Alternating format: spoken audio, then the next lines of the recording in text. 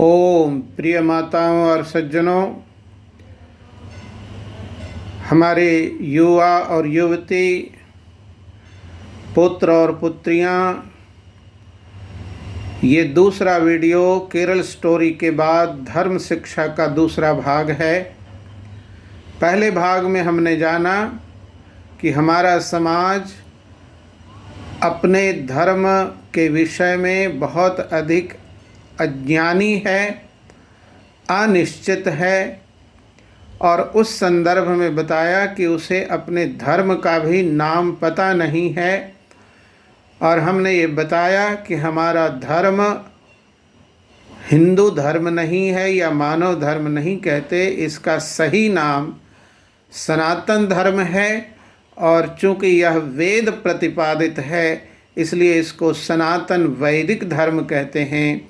सनातन का अर्थ शाश्वत होता है, अविनाशी होता है, त्रिकालाबाद होता है, इटर्नल है, इसलिए इसको सनातन धर्म कहते हैं। सनातन परमपिता परमात्मा जिसका नाम ओम है उसका विशेषण है, और उस सनातन नाम वाले ओम ब्रह्म ने जिस धर्म को चलाया, इस कारण से उस धर्म का नाम सनातन धर्म है, यानी ईश्वरीय धर्म है, ईश्वर के द्वारा चलाया गया धर्म है। और धर्म ईश्वर ही चलाता है, ईश्वर के अलावे जो भी चलाते हैं वो धर्म नहीं होता, मत पंथ संप्रदाय होते हैं।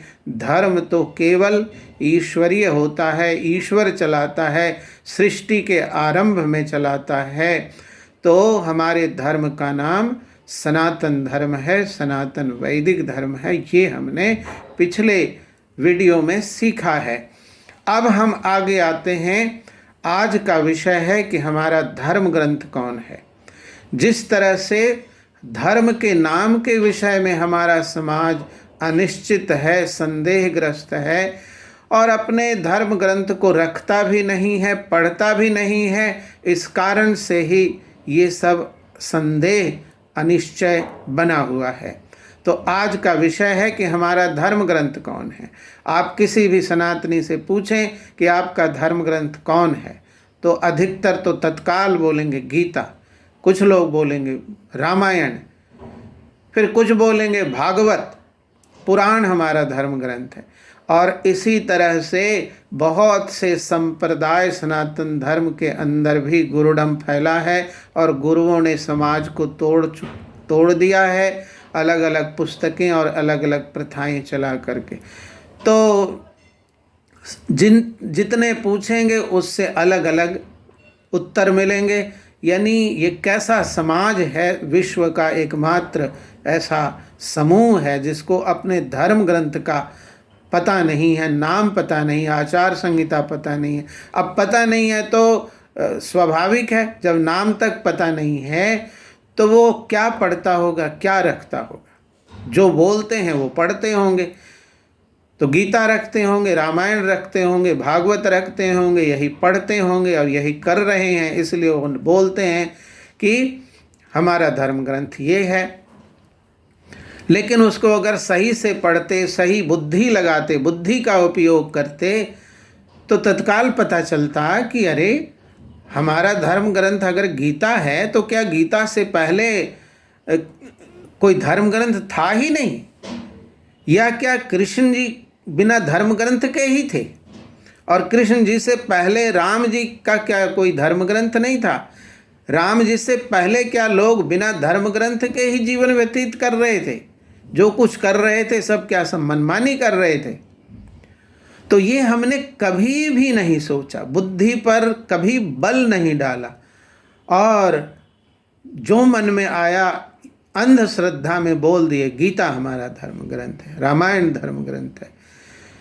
तो आप जब गीता को, रामायण को, महाभारत को और यहाँ तक कि पुराण आदि पुस्तकों को भी ध्यान से पढ़ेंगे तो सब जगह यही लिखा है कि हमारा धर्म ग्रंथ 4 वेद हैं। ध्यान से आज सुन लें, हमारा धर्म ग्रंथ वेद है। गीता से पहले और गीता में वेदों का उल्लेख है और महाभारत में उल्लेख है कि कृष्ण जी वेद वेदांग विज्ञानम बलम चापि अधिकम तथा। कृष्ण जी की विशेषता क्या थी कि वेद वेदांग के विज्ञान को जानने वाले और अपने समय में सबसे अधिक बलवान भी थे। तो ये उनकी विशेषता महाभारत के अंदर बताई गई है। गीता में वेद का उल्लेख किया गया है, वेद को धर्म ग्रंथ माना है। 16वें अध्याय के अंत के 2 श्लोक हैं जिसमें लिखा है कि वेद शास्त्रों के जाने बिना जो कार्य करते हैं वो निष्फल होता है, न शांति मिलती है न परम गति मिलती है। उसी तरह से वाल्मीकि रामायण में भी आया है, वेद वेदांग तत्वज्ञ धनुर्वेदे च निष्ठितः आर्यः सर्वसमश्चैव सदैव प्रिय दर्शन। राम कैसे थे? तो वेद वेदांग तत्वज्ञ, वेद वेदांग के तत्ववेत्ता थे, जानने वाले थे। तो राम जी का धर्म ग्रंथ 4 वेद थे, कृष्ण जी का धर्म ग्रंथ वेद थे। और उससे पहले जितने भी नाम ले लें, जिन ऋषियों की हम संतान हैं, जो हमारा गोत्र है, भृगु, अत्रि, कश्यप, अंगिरा, मुद्गल, वत्स, सांडिल्य आदि जितने भी गोत्र हैं, जो हम सब के ऋषियों के नाम हैं, हम ऋषियों की संतान हैं। और उन सब ऋषियों का धर्म ग्रंथ वेद रहा, हमारे पूर्वजों का धर्म ग्रंथ वेद रहा है। ऋषि किसको कहते हैं? ऋषि उन्हें कहते हैं जो दृष्टा हैं। किसके दृष्टा हैं? जो समाधि की स्थिति में परमात्मा का जिन्होंने साक्षात्कार किया और साक्षात परमात्मा से वेद मंत्रों के अर्थ को जाना, उनको ऋषि कहते हैं। ऋषि जो ईश्वर का साक्षात करने वाला है और ईश्वर के दिए हुए वेद ज्ञान के अर्थ का साक्षात सीधा ईश्वर से उस अर्थ को जानने और पढ़ने वाला है, उनको ऋषि कहते हैं। और हम सब उन ऋषियों की संतान हैं। तो केवल राम और कृष्ण का ही धर्म ग्रंथ वेद नहीं, बल्कि सब उससे पहले जितने भी हुए उन सब का धर्म ग्रंथ वेद है। और वेद को धर्म ग्रंथ कहते हैं ऋग्वेद, यजुर्वेद, सामवेद और अथर्ववेद। इन 4 वेदों का नाम श्रुति भी है, इनको आगम भी कहते हैं। लेकिन धर्मशास्त्र मनुस्मृति को भी कहते हैं। वेद में तो 20,000 से अधिक मंत्र हैं और सभी मानव की उपयोगी विद्याओं का मूल रूप से उल्लेख वेद में किया गया है। वेद शब्द का अर्थ ही होता है ज्ञान, विचार। तो जिसमें ईश्वर ने सत्य ज्ञान का प्रकाश किया है, उनको वेद कहते हैं। तो चारों वेद के अंदर मानव के लिए, और इसमें धर्म केवल मानव का धर्म का ही उपदेश नहीं है। अग्नि का क्या धर्म है, वायु का क्या धर्म है, ये जो 33 प्रकार के देवता हैं और जितने भी तत्व हैं सृष्टि के अंदर, उन तत्वों का, उनमें मूल तत्वों का क्या धर्म है। तो केवल चेतन का धर्म ही नहीं, वेद में जड़ के धर्म का भी वर्णन है। अग्नि सूक्त, वरुण सूक्त, इंद्र सूक्त, वायु सूक्त, ये जितने सूक्त हैं इनमें तत्वों का, पदार्थों का, धर्म का ज्ञान दिया गया है। तो वेद में केवल मानव धर्म का ही ज्ञान नहीं दिया गया। जैसे कि मनुस्मृति को हम धर्म ग्रंथ कहते हैं। मनुस्मृति वेद से सम्मत जो हमारा व्यवहारिक भाग है, प्रातःकाल जगने से लेकर सोने तक, या आज जगने से लेकर कल पुनः जगने तक 24 घंटे का कार्यक्रम क्या होना चाहिए, जन्म से लेकर मृत्यु पर्यंत और इस जन्म से लेकर अग्नि जन्म पर्यंत मनुष्य का क्या कार्यक्रम होना चाहिए, क्या कर्तव्य होना चाहिए, व्यक्ति का क्या कर्तव्य है, परिवार का क्या कर्तव्य है, माता का, पिता का, गुरु का, राजा का, प्रजा का, ब्राह्मण, क्षत्रिय, वैश्य का, ब्रह्मचर्य, गृहस्थ, वानप्रस्थ, संन्यास, तो इन सब का क्या धर्म है, जड़ का और चेतन का। चेतन में मनुष्य का क्या धर्म है, इसका प्रतिपादन मानव धर्म शास्त्र मनुस्मृति में विशेष रूप से किया है। वेद सम्मत होने से वो मान्य है और वेद विरुद्ध जो बातें मिलाई गई हैं वो मान्य नहीं है। तो धर्मशास्त्र मनुस्मृति को कहते हैं, जिसमें केवल मानव धर्म बताया है। लेकिन वेद में केवल मानव धर्म ही नहीं, मानव धर्म के साथ जड़ पदार्थों के भी धर्म को बताया है। और उन जड़ पदार्थों का धर्म जानने के पश्चात हम संसार के जल, वायु, अग्नि आदि भौतिक तत्वों का अध्ययन करके, ज्ञान करके अपनी सुख सुविधा, लौकिक और पारलौकिक समस्त उन्नति करने के लिए उससे शोध करके नए नए तत्वों का, वस्तुओं का, यंत्रों का आविष्कार करके हम कैसे अपने जीवन को आनंदमय बनाएं, सुविधामय बनाएं और लोक और परलोक दोनों कैसे सिद्ध करें। तो इसके लिए भी वेद में ज्ञान दिया हुआ है। तो वेद का ज्ञान सृष्टि के आरंभ में, जो कि 1,96,8,53,123वां वर्ष पूरा होकर ये 24वां चल रहा है, तो इतने वर्ष से ये वेदों का ज्ञान परमात्मा ने सृष्टि के आरंभ में दिया और वो उस समय से यही धर्म ग्रंथ है। दूसरा कोई भी धर्म ग्रंथ कहने मानने योग्य नहीं है, क्योंकि वेद में जो धर्म बताया है वो सब वस्तुएं, वो सारी अन्यत्र कहीं प्राप्त नहीं होता है।